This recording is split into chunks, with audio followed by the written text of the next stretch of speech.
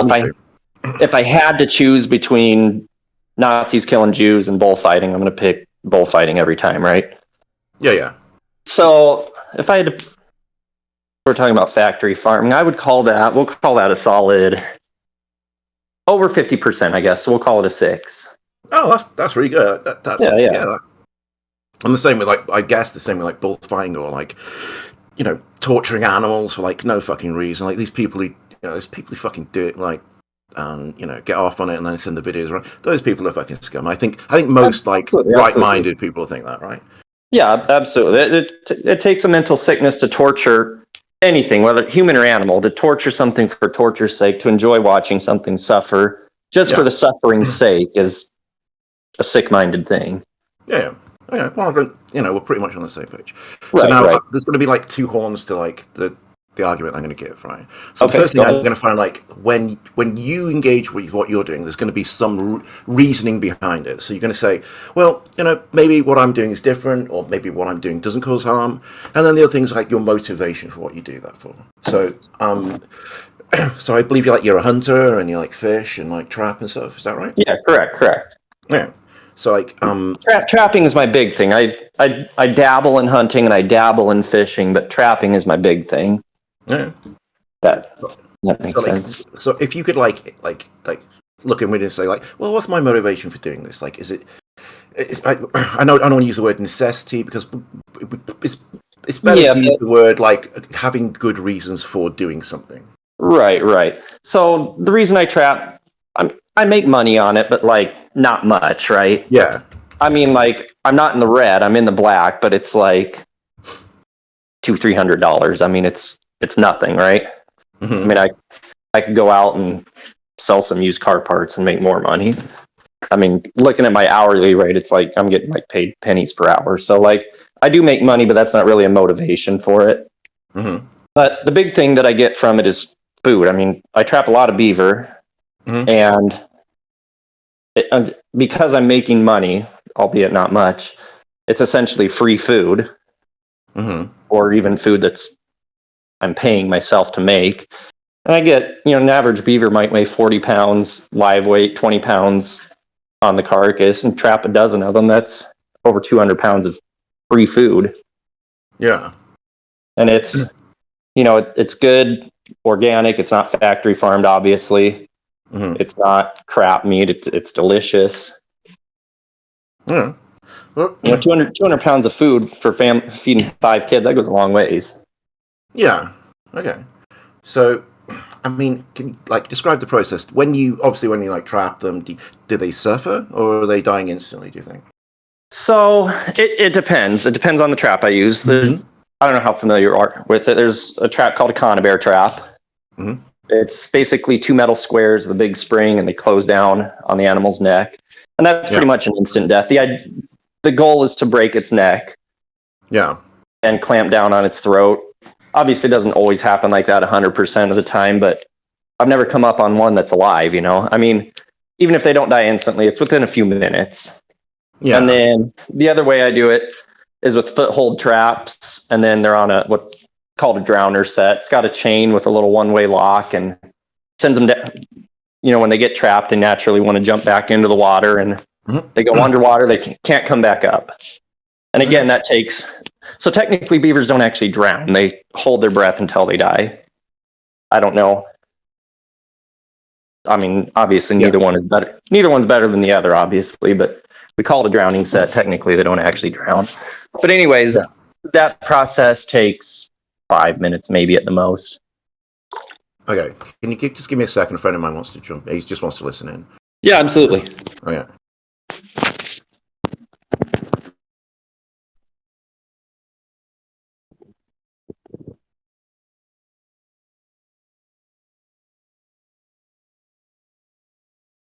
Sorry, I just don't think he's got the vegan role. That's okay. Okay, so let me think. So we're going to say it's immoral to for animals to die and suffer. To suffer in one context, but then they're obviously kind of suffering in this context. So there's got to be some really good justification, because you know, if something attacked me, like, yeah, I'll make that fucking thing suffer, right? Nothing's gonna like attack me, my family, Sure. my shit, right? So Sure. I do that. I believe there are justifications, but like Right. Right. I I so mean, I what I'm trying acknowledge to understand that is it like the sucks. difference I between all acknowledge that. that it sucks for him. I mean, I don't think it's pleasant. Obviously, I don't. Mm-hmm. I'm not under any imaginary thing that belief that it's not unpleasant for him. I realize that it's unpleasant. Mm-hmm. Yeah. So, but then, so you're a hunter as well, right? So do you Correct. bow Correct. hunt or rifle? Oh, well, sort of. I got a free bow this year, and so Mm-hmm. I've gone out hunting. I've not actually shot anything with it yet. Yeah. But when I hunt, my big thing is squirrel hunting. Mm-hmm. They're just because I got so much going on. Deer hunting takes a lot of time, a lot of preparation. It doesn't necessarily take a lot of money. I mean, I do it super cheap, but Yeah. there's a lot of time commitment involved. If I want to go hunt squirrels, I can just, hey, I got 2 hours this afternoon. We'll go out and shoot a couple squirrels. Mm-hmm. No prior planning, no time investment really needed. Right. But then, so what's the motivation behind that? Would you say? So this is like, is it? It's. I guess it's pleasurable to sort of like. This is what I hear hunters say. It's like, well, it's fun, but I eat the animals, and then there's some sort of like post hoc justification there. So you're going to tell me that maybe like it's a pleasurable experience for you? So yeah, you get food from it. Also, and I realize this probably you wouldn't call this a real justification, but there's you call it a connection to the more primitive spirit of mankind. I don't really know how to describe it, Mm-hmm. but kind of a spiritual connection with the ancestors, prehistoric man, I guess. Right. It's hard to describe, but I realize Yeah. also it's not something a vegan would consider a good Well, no. Yeah. justification.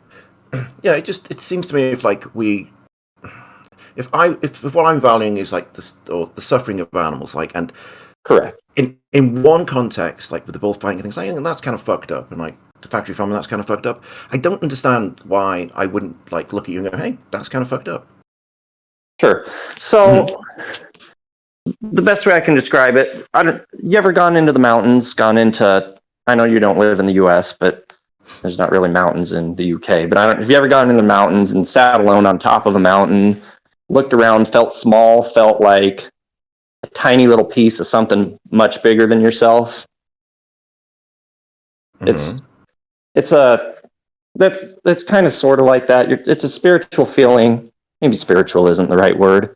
Mm-hmm. That's, I don't know, kind of a hard feeling to describe. Mm-hmm. But it's kind of a thing that transcends just me, just myself in this moment.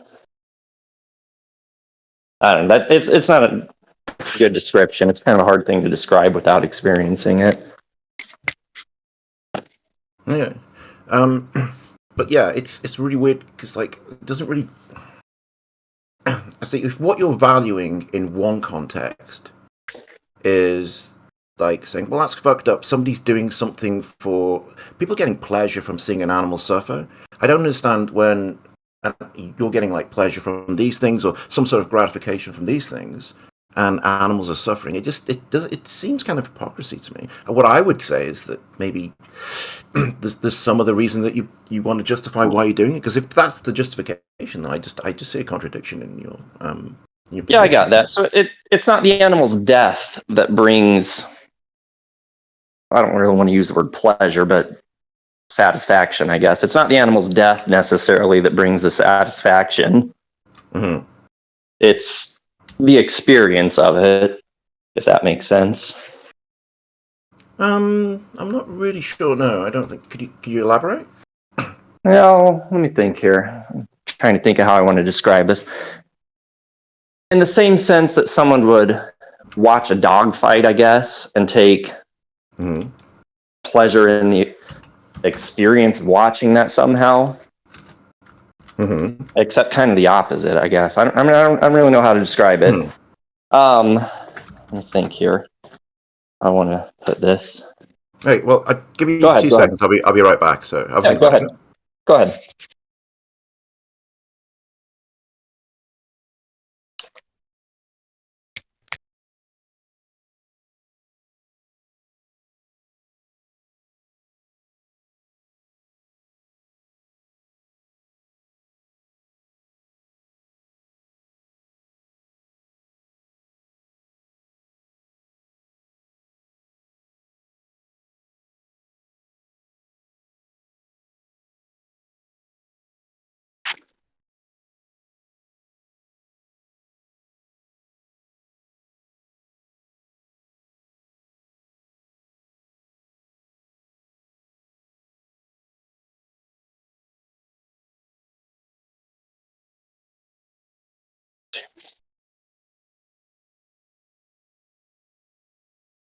Hey, I'm back. Okay. Go ahead. Yeah, go ahead. Yeah, so I get what you're saying. You're asking how I can say factory farming is bad because animals suffer, and at the same time say hunting isn't bad even though animals suffer. Is that what you're asking here? Yeah, and in particular, maybe not hunting, because like you could say, well, the animal doesn't suffer because you could kill the animal instantly, and then say, hey, maybe it doesn't suffer, right? Sure. I can make arguments to sort of make analogies between those things, but yeah, in trapping, it would seem that the animal does kind of suffer, right? And you do seem to be against that, right? So here's a question that might clarify, right? So Go ahead. if tomorrow the in your state, whichever one it is, that say, hey, look, we don't need people to hunt and trap things anymore to control anything, or it's kind of fucked up, and we have drones now that with 100% accuracy kill these animals and use contraceptive darts to control the other populations. We kind of don't need to do it. So you would walk away from that. Would you still eat meat? Would you buy it from like another source? Well, that's not a likely scenario, but that's besides the point. Yeah, it's just hypothetical. Yeah, it's just hypothetical. They can be as ludicrous as anyone wants. But anyways, so would I buy meat from a different source, as in from factory farmed animals, is what you're asking? Well, any source. I mean, and then I was going to ask further on what the justification would that be, given that you've already said that it kind of fucked up in this situation. So in this scenario, animal populations are being controlled by these drones. In other words, they're dying, right? Well, they're controlling the population, which I guess is another thing that hunting does, right? I'm aware of like how things work. Yeah. But let's just take all that away. Let's take everything away from you. All you're left with is like, okay, I can't hunt, I can't trap, I don't need to anymore. All you're left with is the desire to eat meat. And in doing so, you know that animals are going to suffer. Do you really want that to happen? Or would you say, at that point, yeah, okay, I won't go vegan, but fuck, I won't eat meat. Sure. So I have no problem with factory farming going away completely. And I also have no problem if you can't hunt, then you eat plants. That's not a big deal. And that's not the world we live in. But if factory farming were to disappear tomorrow and the only way you could get meat was to hunt, or else you didn't eat meat, sure. I got no problem with that. Okay. Right. Okay. So yeah. So all I'm trying to like work out is like this. So most people usually have these ideas of why they do what they do, but then when you sort of push back on it, these ideas sort of like they either morph into something else or they refer to something else. There's no real like. They seem to have like 3 or 4 different reasons, but then when you push back on all of them and all of them like reduce to something else, they still hold that position. I just wondering if that's what you're going to do. So I'll explain further.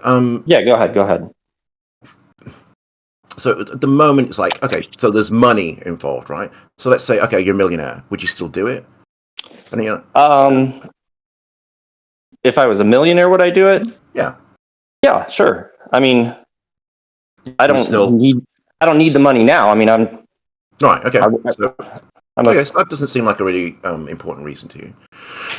So right. Yeah, and I said like the money's like not a big deal. I mean, I could go work a part-time job at McDonald's for more money. Yeah. So then I don't know. I'm still really sort of like trying to figure out if you value animal suffering, if you think it's a bad thing in one context, and then in this context it's a it's I can't see how it's different. There's what's called an asymmetry, right? In one context it's okay, and in this context it's not okay. So I just wonder. Yeah. So I think you're putting all animal suffering on the same level here, as in you're saying that my trapped animals suffer the same amount as a factory farmed animal, and I don't think that's the case. Okay, so there's some amount of suffering that's okay. Yeah, sure. I've got no problem with that. And in fact, we all know factory farm animals, they live knee deep in their own shit in the dark until they get their heads chopped off, and that's a shitty life. Yeah. And factory or wild animals rather run about, do what they want, eat what they want, mate when they want, and then last 15 minutes of their life sucks.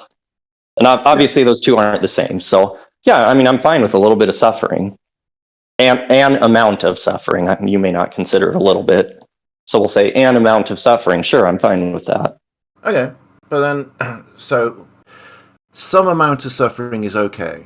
But Sure. then, yeah, okay. So, I mean, do you have a reason for why you think some amount of suffering is okay? I mean, in the human context, I don't think we would agree with that. But in animal context, we'd seem to say it's okay. But then maybe you're right. I mean, I just need Sure. some So reasoning.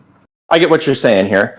So yeah, I consider humans and animals to be different. Humans are animals, but they're my own species. All species value their own species more than other species. I value humans more than I value animals.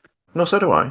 But I mean, I don't see a reason to for an animal to suffer without good reason. Now, to say even a little bit of suffering, like let's say a second, like if I kicked a dog and it hurt, like I still think that's wrong. Like, Sure, just but to why say, did you it's kick just a the little dog? bit of pain. Oh, exactly. That's what I'm But asking. why did you kick the dog? Exactly. Well, that's what I'm asking. The reasoning behind what you're doing is like, so far we've got there's no money involved. It just seems to be like you kind of enjoy it. Would that be fair? No. We talked about the food issue too. You're leaving that out. Sure, but then you don't have to eat that food, right? It seems to be like this is a pleasurable experience. Sure. Absolutely. Okay. I like eating the food. Okay. Absolutely. And it's cheap. I mean, I can't, no grocery store is going to give me 200 pounds of food, right? I got to pay for that, or I could go out and get it for free. Okay, but we took money like off the table, right? That's what I was doing. Like, so let's say Sure. What I'm saying, that's not what I'm saying though. I'm saying this is 200 pounds of free food. Surely you would take 200 pounds of free vegan food, right? If someone said, you go out if it into the was woods if it and was vegan food, yeah, but like sure, maybe you go not out, if it was like. But then if it was vegan food that like I know that like Five Guys got beaten up for, well, maybe not, right? Because I'm like, yeah, they but then got would beaten it up. be, It's only a but then would it little be bit of vegan suffering, food? right? But then would it be vegan food? Yeah, it'd still be vegan food. Okay. Even if human animals suffered in the production of that food, you would still consider that vegan food? Depending on certain conditions, yeah. Okay. What conditions? So just out of curiosity. Oh, we're kind of moving away, but okay, I'll answer the question. So, Yeah. Let me get to, I'll just ask what my point is instead of beating around the bush. I assume you're okay with non-organic vegan food. In other words, food where pests were killed, animals were killed. I'm not trying to make some sort of appeal to hypocrisy here. I'm just trying to understand your position. You're okay with that sort of thing? Oh yeah. No, so yeah, I kind of this gets really complicated and sort of like philosophical. Yeah. People, I irritate the shit out of people with this. But there's a real difference between like having what's called an expected outcome to your intentions, right? So Sure. rather than the actual outcome. So Intentional harm, yes. Right. So it might be the fact that we pay taxes to our governments, UK and America, and they go to make weapons that kill people in other countries. Now, Right. we pay those taxes. Those dollars and pounds that we spend? Are we really personally responsible for the deaths that those cause? I don't think we are, right? No, you're not. But you also don't have a choice. If you don't pay those taxes, men with guns will come throw you in a cage. Sure, but then so that's it's not really the sort of like whether it's forced or not. It's more the fact that at a certain point you lose responsibility in what's called a causal chain. So like so at what point is that then? Exactly. How do you determine that? Exactly. Well, there's something called epistemic conditions, right? Which is a really weird way of saying like you have to have knowledge of better and worse outcomes.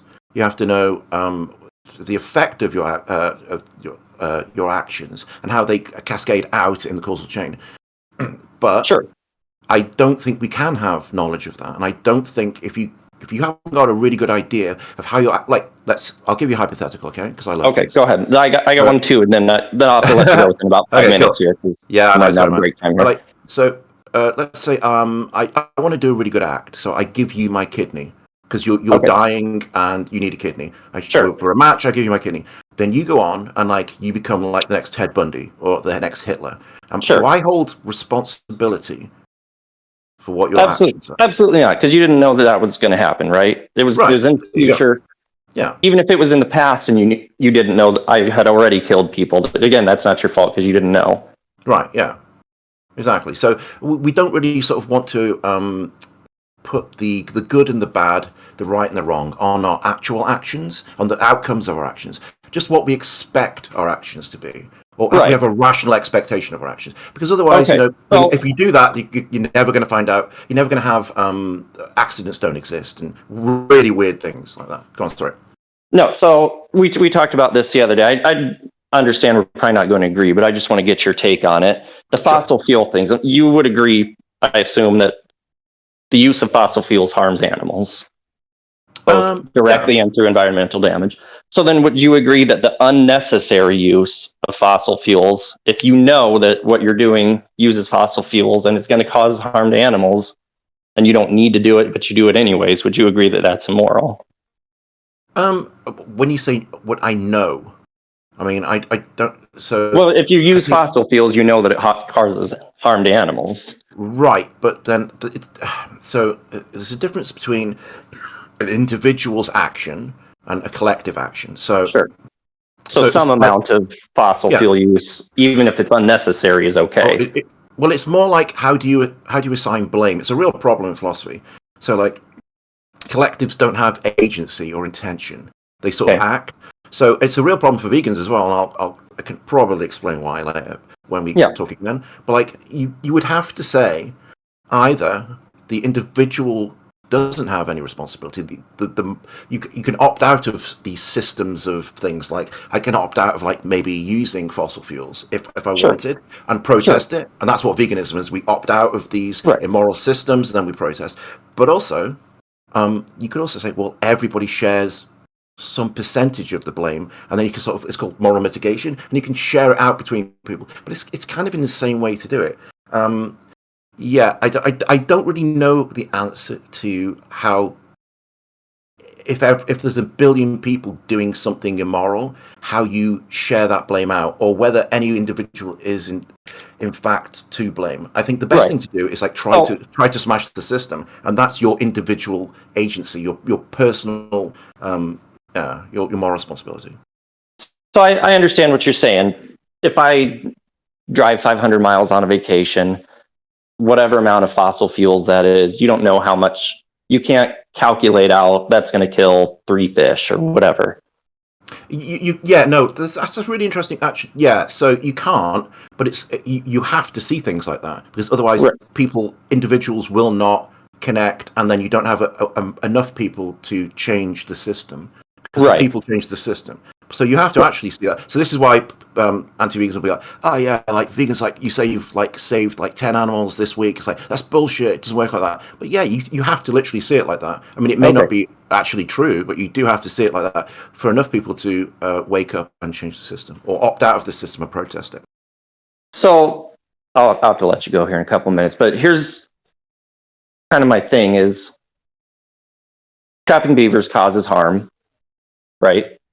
Mm-hmm. Using fossil fuels causes animals harm. Mm-hmm. What's the difference if I do either one of them unnecessarily, and I know that it's unnecessary and I know it's going to cause harm?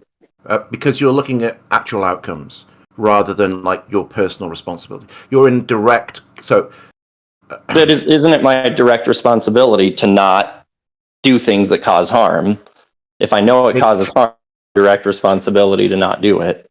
Yeah, but there's a difference in immediacy, right? So I'll give you a real quick one, right? So you're walking past a lake and there's a child drowning, right? All you have to do to save the child from drowning is to step in and ruin your new shoes. Your new shoes cost you $20, right? Sure. Okay. So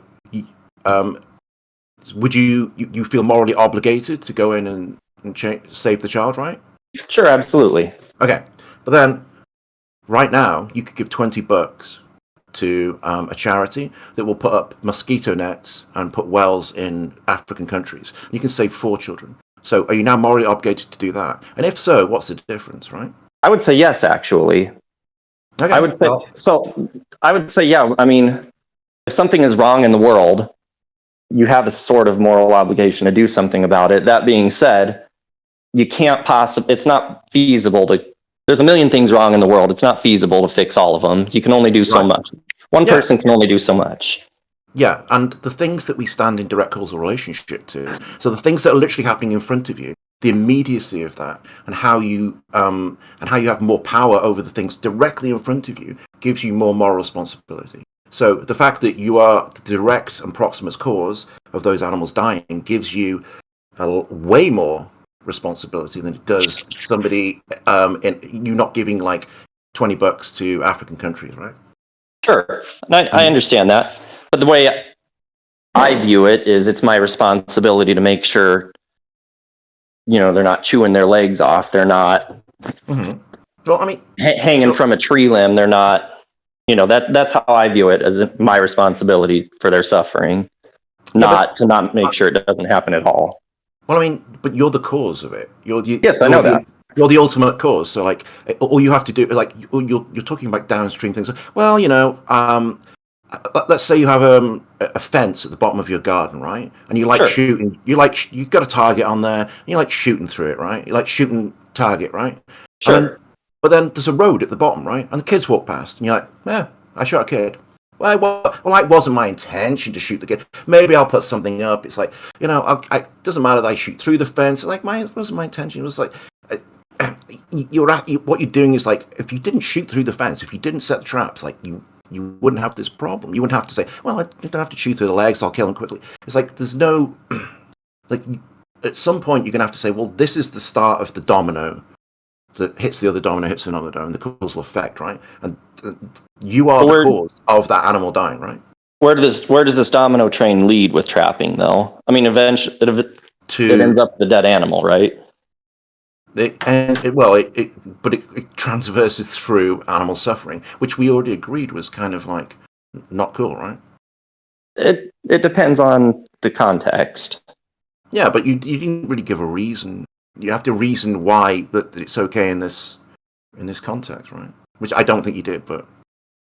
Well, I mean, I told you food and whatnot, and I understand you don't consider those a good reason. I mean, I get that.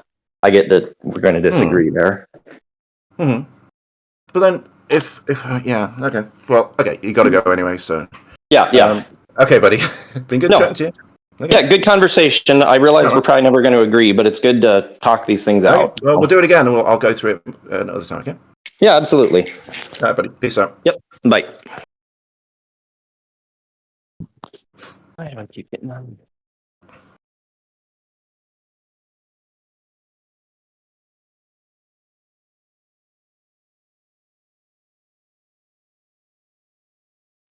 Yeah, I kicked him. Fucking holy shit, dude. What a dick. Okay. Well, I was nice to him. Fuck that guy, alright? He's not gonna, like... I don't know. Well... What do you think about that? I was really nice. I didn't want to scare him off, but... Like, anyone who had justification for